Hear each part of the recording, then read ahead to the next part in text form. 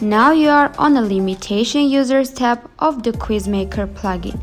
Let me explain you one of the advanced features of the plugin, that is the maximum number of attempts per user option, with the help of which you can set a limitation for the quiz.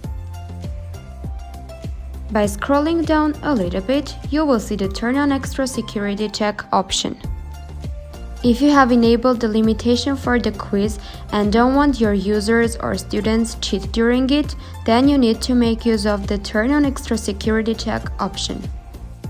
If this option is disabled, the user can refresh the quiz until clicking on a Submit button and pass the quiz again. If this option is enabled, the attempt count is taken into consideration after clicking on the Start button. By this, when the attempt limit of the quiz has reached and the user tries to open the quiz in more than one tab simultaneously, the quiz will not be opened. Let me show you the use case of this option so that you can understand it better. So now we are setting user ID as a method of detection of the users and one for the attempts count option. Please note that the Turn on Extra Security Check option is enabled. We save the quiz, so we open the same quiz on two tabs simultaneously.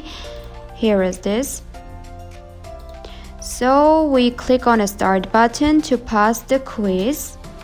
So we fill in these options as it's required.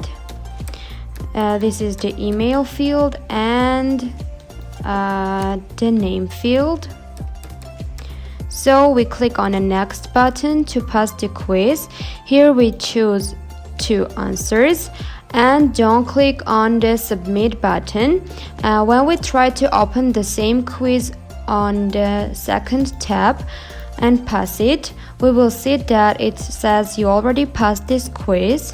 So when you have enabled the Turn on Extra Security Check option and opened the same quiz on 2 tabs simultaneously and have clicked on the Start button for the first quiz, you can't open it for the second tab and see the questions, as the system will say that you already passed this quiz.